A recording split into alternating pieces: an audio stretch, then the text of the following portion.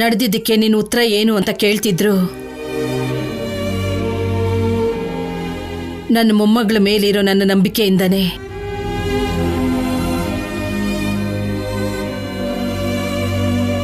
ನಾನು ನಿನ್ನೇನು ಕೇಳಲಿಲ್ಲಮ್ಮ.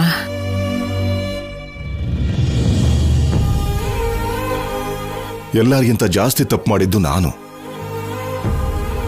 ಮನೆ ಮರ್ಯಾದೆನ ಕಾಪಾಡ್ಕೋಬೇಕು ಅಂತ ನೋಡ್ತಿರೋ ಕಲ್ಯಾಣಿಗೆ ಮನೆ ಮರ್ಯಾದೆ ತೆಗಿತಿದ್ಯಾ ಅಂತ ನಾನೇನೇನೋ ಅಂದ್ಬಿಟ್ಟೆ. ನನ್ನ ಕ್ಷಮಿಸ್ಬಿಡು ಕಲ್ಯಾಣಿ. ಅಯ್ಯೋ ತಾತ, ನಿಮ್ಮನ್ನ ನಾನು ಕ್ಷಮಿಸೋದಂದ್ರೆ ಏನು? ಒಂದು ಕ್ಷಣ ಆಗ್ಲಿ, ಅರ್ಧ ಕ್ಷಣ ಆಗ್ಲಿ ನನ್ ಮೇಲೆ ನೀವೆಲ್ಲ ಅನುಮಾನ ಪಡೋದಕ್ಕೆ ಕಾರಣ ಆ ಮ್ಯಾನೇಜರೇ ಅಲ್ವಾ? ಅವನು ಸಂಪದ ಸಾಕ್ತಾ ಇರೋ ಬೊಗಳ ನಾಯಿ. ಅವನನ್ನಲ್ಲ, ಅವನ್ನ ನನ್ ಮೇಲೆ ಬಿಟ್ಟಿದ್ದಾಳಲ್ಲ, ಅವಳಿಗೆ ಬುದ್ಧಿ ಕಲಿಸ್ಬೇಕು. ಬರ್ತೀನಿ. ಕಲ್ಯಾಣಿ, ಆತರ ಪಡ್ಬೇಡಮ್ಮ. ಇಲ್ಲಮ್ಮ, ಸುಮ್ನೆ ಇದ್ರೆ ಅವಳು ಇನ್ನೂ ಜಾಸ್ತಿ ಮಾಡ್ತಾಳೆ. ಅವಳಿಗೆ ಬುದ್ಧಿ ಕಲಿಸ್ಬೇಕು. ನನ್ನ ಇಷ್ಟು ನೀಚವಾಗಿ ನಮ್ಮವ್ರ ಮುಂದೆ ಅವಮಾನಿಸ್ತಾಳೆ ಅಂದ್ರೆ ಅವಳನ್ನ ಹಾಗೆ ಬಿಟ್ರೆ ಅವಳು ಇನ್ನೂ ಜಾಸ್ತಿ ಮಾಡ್ತಾಳೆ.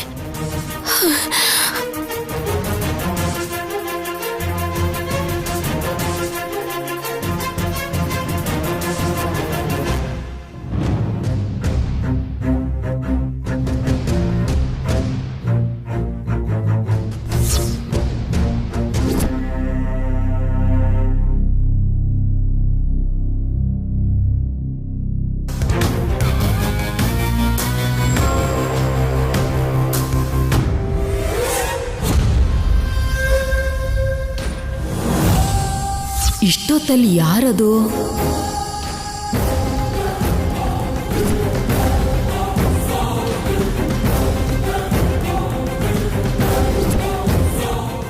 ಇದೇನಿದು? ಸೀದಾ ಮನೆಗೆ ಬರ್ತಾ ಇದ್ದಾಳೆ. ಸಿದ್ದು ಏನಾದ್ರೂ ಇವಳು ಕಣ್ಣಿಗೆ ಬಿದ್ರೆ ಅಷ್ಟೇ ಕತೆ.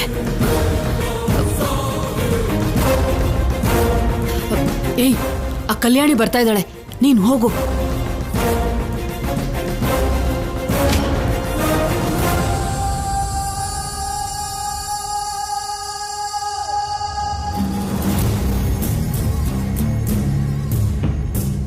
ಏನ್ ನಿನ್ ಪ್ರಾಬ್ಲಮ್?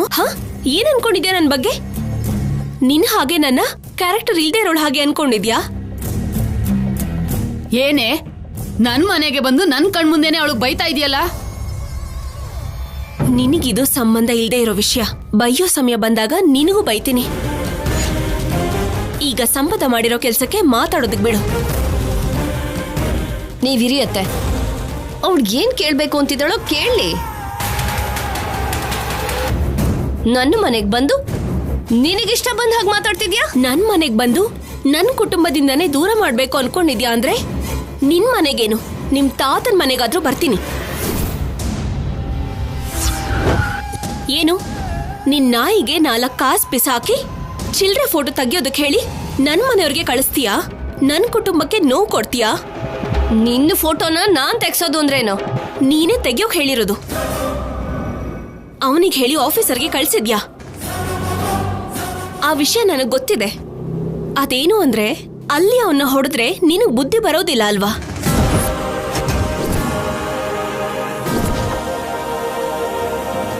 ಏನು, ಸಂಪದನ ಹೊಡಿತ್ಯಾ? ಎಷ್ಟೇ ನಿನ್ನ ಧೈರ್ಯ? ಇವಳನ್ನ ಹೊಡೆಯೋದಕ್ಕೆ ಧೈರ್ಯ ಬೇರೆ ಬೇಕಾ? ಸಂಪದ, ನೀನು ಬೇಡ ಅಂತ ಬಿಟ್ಟು ಬಂದಿದ್ಯಾ, ಮತ್ತೆ ಅದೇ ದಾರಿಗೆ ಬಂದು ಎಲ್ಲಾರ್ಗೂ ಬೇಜಾರ್ ಮಾಡ್ತಿದ್ಯಾ. ನೀನು ಸುಮ್ನೆ ನಿನ್ ಕೆಲ್ಸ ನೋಡ್ಕೊ, ನಿನ್ಗಿಷ್ಟ ಬಂದ ಹಾಗೆ ಬದುಕು, ಏನ್ ಪರವಾಗಿಲ್ಲ. ನನ್ ವಿಷಯಕ್ಕೆ ಬಂದ್ರೆ ಮಾತ್ರ ಗ್ರಹಚಾರ ಸರಿ ಇರಲ್ಲ. ಏಯ್, ನೀನ್ ಮಾತ್ರ ಅಲ್ಲ, ನಿನ್ನ ಗಂಡನೇ ಬೇಡ ಅಂದ್ರು ನಾನು ಬರ್ತಾನೆ ಇರ್ತೀನಿ. ಸಿದ್ದುಗೂ ನನಗೂ ನರ್ಕ ತೋರ್ಸಿರೋ ನಿಮ್ಮಿಬ್ಬರನ್ನ ಸುಮ್ನೆ ಬಿಡ್ತೀನ? ಬಿಡಲ್ಲ ಅನ್ಕೊಂಡ್ ಬಂದ್ರೆ ಕಷ್ಟಕ್ಕೆ ಸಿಕ್ಕಾಕೊಳ್ಳೋಳು ನೀನೆ. ಬಿಡಲ್ಲ ಕಲ್ಯಾಣಿ. ಇವಾಗ ನೀನು ಶೌರ್ಯ ನೋಡಿದ್ದು ತುಂಬಾ ಚಿಕ್ಕದು. Just trial shoot. ಮುಂದೆ ಮುಂದೆ ವೆಬ್ ಸೀರೀಸ್ ಆಗಿ ನೋಡ್ಬೇಕಾಗತ್ತೆ. ನನ್ ಗಂಡನು ನೀನ್ ಏನು ಮಾಡಕ್ಕಾಗಲ್ಲ ಸಂಪದ. ನಾಳೆ ಕೋರ್ಟಲ್ಲಿ ಟ್ರಯಲ್ ಶುರು ಆಗುತ್ತೆ. ಕೋರ್ಟಲ್ಲಿ ಹೇಗೂ ನಾನೇ ಗೆಲ್ತೀನಿ. ಅವಾಗ ಕಾನೂನ್ ಪ್ರಕಾರ ನೀವ್ ಹೇಗೂ ಬೇರೆ ಆಗ್ತೀರಾ. ತುಂಬಾ ಒಳ್ಳೆ ಕನಸು ಕಾಣ್ತಿದ್ದಾಳೆ ನಿನ್ ಸೊಸೆ. ಹೇಳಿ ಅವಳಿಗೆ. ಸುಮ್ನೆ ಹೋಗ್ತಾ ಇದ್ದೀನಿ ಅಂತ ಮೈ ಮೇಲೆ ಬರ್ತಾಳೆ.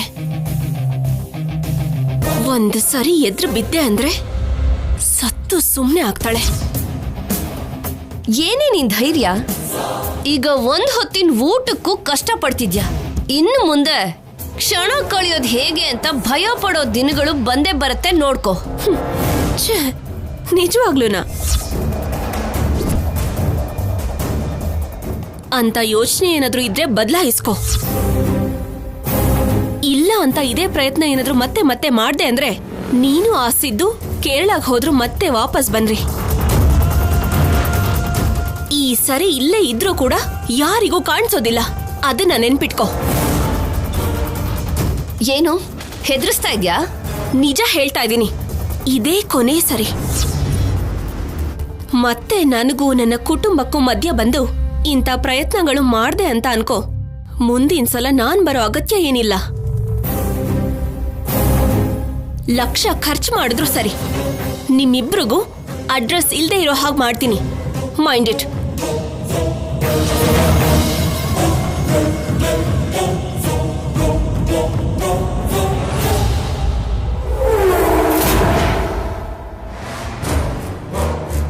ಏನ್ ಸ್ಯಾಮ್, ತುಂಬಾ ಕಿರ್ಚಾಡ್ತಿದ್ದಾಳವಳು. ಶೌರ್ಯನ್ ಕೆಲ್ಸ ಹೋದ್ರು ಇವಳು ದುರಹಂಕಾರ ಇನ್ನೂ ಕಡಿಮೆ ಆಗಿಲ್ಲ. ಅವಳು ಹಾಗೆ ಮಾತಾಡ್ತಿದ್ರೆ ನನ್ನ ಮೈ ಉರಿತಾ ಇದೆ ಸ್ಯಾಮ್. ಆದ್ರೆ ಏನು ಮಾಡೋಕ್ಕಾಗ್ತಾ ಇಲ್ಲ. ನೀನ್ ಹೊರಗಡೆ ಬರ್ದಿರೋದೇ ಒಳ್ಳೇದಾಯ್ತು. ಪೊಲೀಸ್ ಹೆಂಡ್ತಿ ಅಲ್ವಾ, ನೀನಿಲ್ಲಿ ಇದೆಯಾ ಇಲ್ವಾ ಅಂತ ತಿಳ್ಕೊಳ್ಳೋದಕ್ಕೂ ಕೂಡ ಇಂಥ ಪ್ಲಾನ್ ಮಾಡಿರಬಹುದು. ಇವಳು ಹೇಳ್ತಾ ಇರೋದು ನಿಜಾನೇ ಅಲ್ವಾ? ನಾವು ಸ್ವಲ್ಪ ಹುಷಾರಾಗಿರ್ಬೇಕು ಸಿದ್ದು.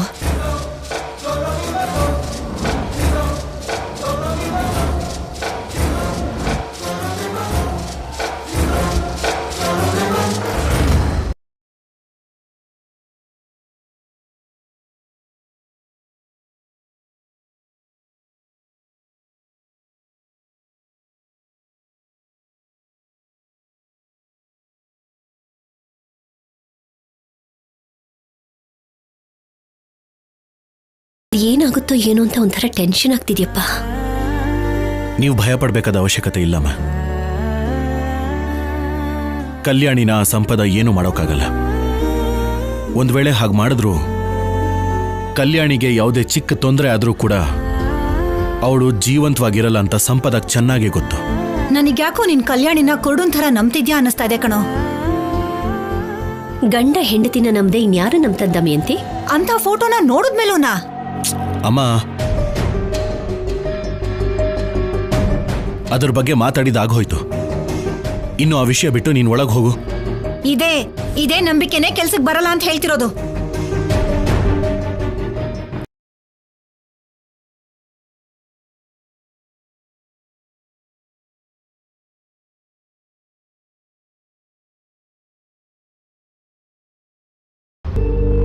ನಿನ್ನ ಮಾತು ಕೇಳಿ ಎಲ್ಲರೂ ಆವೇಶ ಪಟ್ರು.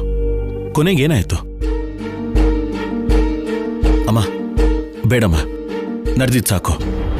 ನೀನ್ ಮೊದಲು ಒಳಗೆ ಹೋಗು. ನೀನ್ ಕಲ್ಯಾಣಿಗೆ ಎಷ್ಟೆಲ್ಲ ನೋವು ಕೊಟ್ಟಿದ್ಯಾ ಅನ್ನೋದು ನಿನಗಿನ್ನೂ ಅರ್ಥ ಆಗಿಲ್ಲ ದಮಯಂತಿ. ಇನ್ನೊಬ್ರನ್ನ ಅನುಮಾನಿಸೋದು ಅವಮಾನಿಸೋದು ನಮಗೆ ಒಳ್ಳೇದಲ್ಲ, ತಿಳ್ಕೊ. ಸರಿ ಬಿಡು, ನಿನ್ನ ಮಗಳಾಗಿರೋದಕ್ಕೆ ನಿನ್ಗೆಲ್ಲ ಒಳ್ಳೇದೇ ಅನ್ಸತ್ತೆ.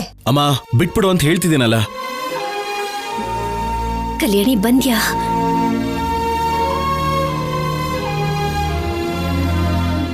ನಿನ್ ಮುಖದಲ್ಲಿ ಖುಷಿ ನೋಡಿದ್ಮೇಲೆ ಏನ್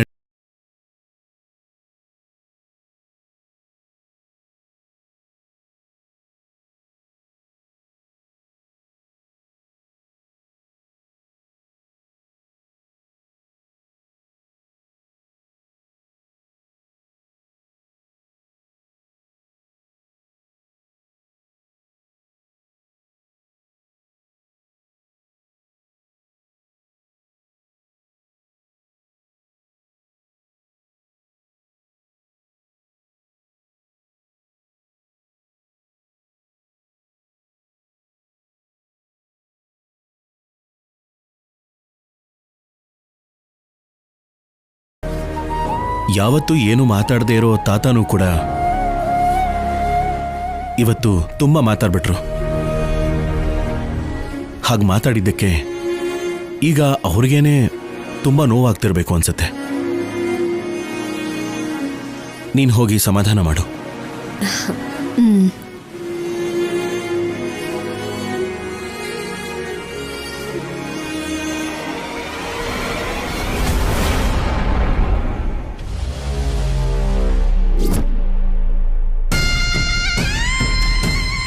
ಒಂದು ಸರಿ ಎದ್ರು ಬಿದ್ದೆ ಅಂದ್ರೆ ಸತ್ತು ಸುಮ್ಮನೆ ಆಗ್ತಾಳೆ. ಇಲ್ಲ ಅಂತ ಇದೇ ಪ್ರಯತ್ನ ಏನಾದ್ರು ಮತ್ತೆ ಮತ್ತೆ ಮಾಡ್ದೆ ಅಂದ್ರೆ ನೀನು ಆಸಿದ್ದು ಕೇರಳಕ್ಕೆ ಹೋದ್ರು ಮತ್ತೆ ವಾಪಸ್ ಬಂದ್ರಿ. ಈ ಸರಿ ಇಲ್ಲೇ ಇದ್ರೂ ಕೂಡ ಯಾರಿಗೂ ಕಾಣಿಸೋದಿಲ್ಲ, ಅದನ್ನ ನೆನ್ಪಿಟ್ಕೋ. ಏನೇ ಇದು? ಏನ್ ಅನ್ಕೊಂಡಿದ್ದಾಳೆ ಅವಳು? ಒಂದ್ ಕಡೆ ಆ ಶೌರ್ಯ, ಇನ್ನೊಂದ್ ಕಡೆ ಇವಳು ಬಂದು ನಮ್ಮನ್ನ ಹೆದರ್ಸ್ ಹೋಗ್ತಾ ಇದ್ದಾರೆ. ಅವನ್ಗೆಷ್ಟು ಕೋಪ ಬಂದಿರಲ್ಲ. ಕೆಲ್ಸ ಹೋದ್ರೆ ಶೌರ್ಯನಲ್ಲಿರೋ ದುರಹಂಕಾರ ಕಡಿಮೆ ಆಗತ್ತೆ ಅನ್ಕೊಂಡೆ, ಆದ್ರೆ ಇನ್ನೂ ಅದೇ ಪೊಗರಲ್ಲೇ ಮಾತಾಡ್ತಿದ್ದಾನೆ. ಹಾವಿನ ತಲೆ ಮೇಲೆ ಕೃಷ್ಣ ಕಾಲಿಟ್ಟು ಆಟ ಆಡ್ದ ಹಾಗೆ ಅವನ್ ತಲೆ ಮೇಲೆ ನನ್ ಮಗ ಕಾಲಿಟ್ಟು ಯಾವಾಗ ಆಟ ಆಡ್ತಾನೋ ಅಂತ ಕಾಯ್ತಾ ಇದ್ದೀನಿ. ಸ್ವಲ್ಪದ್ರಲ್ಲಿ ಮಿಸ್ ಆದಿಸಿದ್ದು, ಇಲ್ಲ ಅಂದ್ರೆ ಶೌರ್ಯನ್ ಕೈಗೆ ಸಿಕ್ಕಾಕೋತಾ ಇದ್ದೆ. ಶೌರ್ಯ ನನ್ನ ಹುಡುಕ್ತಾ ಮನೆಗೆ ಬರ್ತಾನೆ ಅಂತ ಅನ್ಕೊಂಡಿರ್ಲಿಲ್ಲ ಸ್ಯಾಮ್. ನಾನು ಊಹಿಸಿರ್ಲಿಲ್ಲ ಸಿದ್ದು. ಏನಾದ್ರೂ ಆಗ್ಲಿ ಬಿಡು, ಅವನ್ ಕಣ್ಣಿಗೆ ಬೀಳ್ದೆ ಇರೋ ಹಾಗೆ ತಪ್ಪಿಸ್ಕೊಂಡಲ್ಲ, ಅಷ್ಟು ಸಾಕು.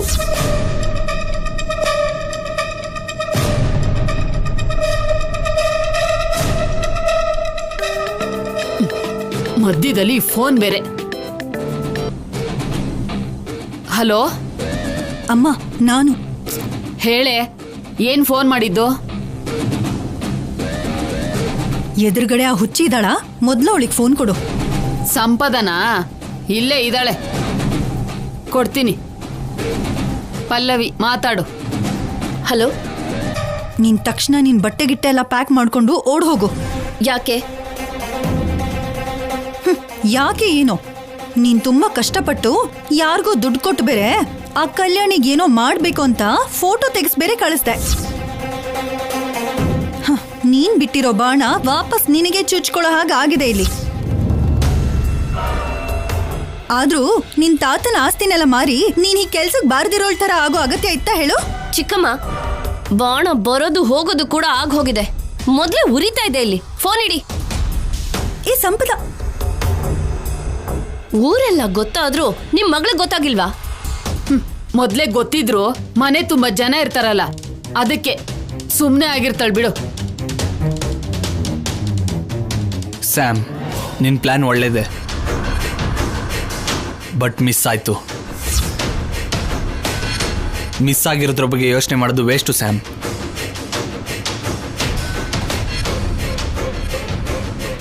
ತುಂಬಾ ಎಕ್ಸ್ಪೆಕ್ಟ್ ಮಾಡಿದ್ದೆ ಸಿದ್ದು, ಆದ್ರೆ ಏನೂ ನಡೀಲಿಲ್ಲ. ಅದೇ ತುಂಬಾ ನೋವಾಗ್ತಿರೋದು. ನಮಗೆ ಬ್ಯಾಡ್ ಟೈಮ್ ನಡೀತಿದೆ ಸ್ಯಾಮ್, ಅದಕ್ಕೆ ಅವ್ನು ಮಿಸ್ ಆಗ್ತಾ ಇರೋದು. ಹಾಗಂತ ಡಿಸಪಾಯಿಂಟ್ ಆಗೋ ಅವಶ್ಯಕತೆ ಇಲ್ಲ. ಯೋಚನೆ ಮಾಡಿ ಮತ್ತೆ ಟ್ರೈ ಮಾಡೋಣ. ಟೈಮ್ ನೋಡಿ ಸರಿಯಾಗಿ ಇಟ್ಕೊಡೋಣ. ಏನ್ ಟೈಮೋ ಏನೋ. ಅವ್ರನ್ನ ದೂರ ಮಾಡಬೇಕು ಅಂತ ಇವಳು, ಅವ್ರಿನ್ನೂ ಹತ್ರನೇ ಆಗ್ತಿದ್ದಾರೆ. ಅವರಿಬ್ರು ಅರ್ಧ ನಾರೀಶ್ವರನ್ ತರ ಆಗಿದ್ದಾರೆ. ದೂರ ಮಾಡೋದು ತುಂಬಾನೇ ಕಷ್ಟ.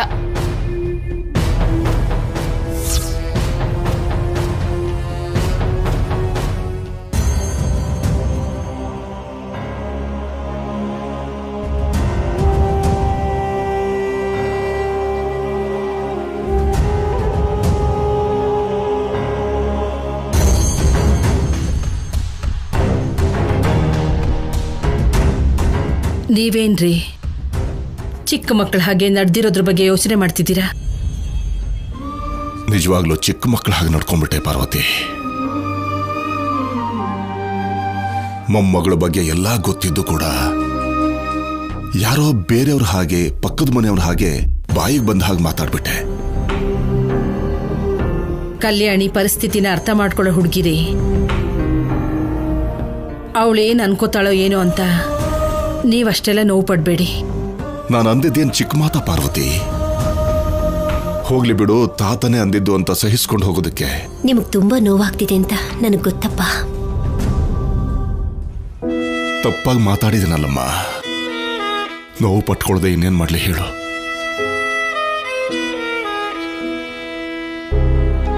ತಾತ ಕೂಡ ಹೀಗೆ ಅಂದ್ಬಿಟ್ರಲ್ಲ ಅಂತ ನನ್ನ ಮೊಮ್ಮಗಳು ಎಷ್ಟು ನೋವು ಪಡ್ತಿದ್ದಾಳೋ ಏನೋ. ಕಲ್ಯಾಣಿ ನೀವ್ ಹಾಗೆ ಹೇಳಿದಕ್ಕೆ ಬೇಜಾರು ಮಾಡ್ಕೊಂಡಿರಲ್ಲಪ್ಪ. ನಿಮ್ ಮನಸ್ಸಿನಲ್ಲಿ ಈ ರೀತಿ ವಿಷದ ಬೀಜ ಬಿತ್ತಿದ್ರಲ್ಲ, ಇದನ್ನೆಲ್ಲ ತಡ್ಕೊಳ್ಳುವಂತ ಶಕ್ತಿ ಆದ್ರೂ ತಾತನಿಗಿದೆಯಾ ಅಂತ ಬೇಜಾರು ಮಾಡ್ಕೊಂಡ್ಲು. ನಿಜನೇ ರೀ, ಅರ್ಥ ಮಾಡ್ಕೊಳ್ಳೋದ್ರಲ್ಲಿ ಅವಳು ಅಮ್ಮನ ಮಗಳು. ಮನ್ಸನ್ನ ಅರ್ಥ ಮಾಡ್ಕೊಳ್ಳೋ ತಾಯಿ ಹಾಗೆ ಎಲ್ರೂ ಅರ್ಥ ಮಾಡ್ಕೋತಾಳೆ. ಅದನ್ನ ಅರ್ಥ ಮಾಡ್ಕೊಂಡ್ರೆ ನಾನು ಅದೃಷ್ಟವಂತ ಅಂತ ಅನ್ಕೋತೀನಿ. ಆ ವಿಷಯದಲ್ಲಿ ನೀವು ಅನುಮಾನನೇ ಪಡಬೇಡಿಪ್ಪ. ಆದ್ರೂ ಅವನ್ ಯಾರೋ ಬೇಕು ಅಂತಾನೆ ಕಲ್ಯಾಣಿ ಫೋಟೋನ ಹಾಕಿ ತೆಗೆದು ನಮಗ್ ನೋವು ಕೊಟ್ಟು ಕಲ್ಯಾಣಿ ಕೂಡ ನೋವು ಪಡೋ ಹಾಗೆ ಮಾಡ್ದ. ಅವನಲ್ಲ, ಆ ರಾಕ್ಷಸಿ ಸಂಪದ ಮಾಡಿರೋ ಕೆಲಸ ಇದೆಲ್ಲ. ಆ ವಿಷಯ ನಮಗಿಂತನೂ ಮುಂಚೆ ಕಲ್ಯಾಣಿಗೆ ಅರ್ಥವಾಗಿದೆ ಅಪ್ಪ. ಅದಕ್ಕೆ ಆ ಸಂಪದ ಹತ್ರ ಹೋಗಿ ಅವಳಿಗೆ ವಾರ್ನಿಂಗ್ ಕೊಟ್ಟು ಬಂದಿದ್ದಾಳೆ. ಕಲ್ಯಾಣಿ ಏನನ್ಕೋತಾಳೋ ಅನ್ನೋ ಯೋಚನೆನ ಮೊದಲು ನಿಮ್ಮ ಮನಸ್ಸಿಂದ ತೆಗೆದುಹಾಕಿಪ್ಪ. ನಿಮ್ಮ ಮೊಮ್ಮಗಳು ಕನಸಿನಲ್ಲೂ ಕೂಡ ನಿಮ್ಮ ಬಗ್ಗೆ ಅಪಾರ್ಥ ಮಾಡ್ಕೊಳ್ಳೋದಿಲ್ಲ. ಅನುಪಮ ಹೇಳಿದ್ಮೇಲೂ ಅನುಮಾನ ಯಾಕ್ರಿ? ತಗೊಳ್ಳಿ, ಈ ಮಾತ್ರೆ ತಗೊಂಡು ನೆಮ್ಮದಿಯಾಗಿ ಮಲ್ಕೊಳ್ಳಿ. ತಗೊಳ್ಳಿ.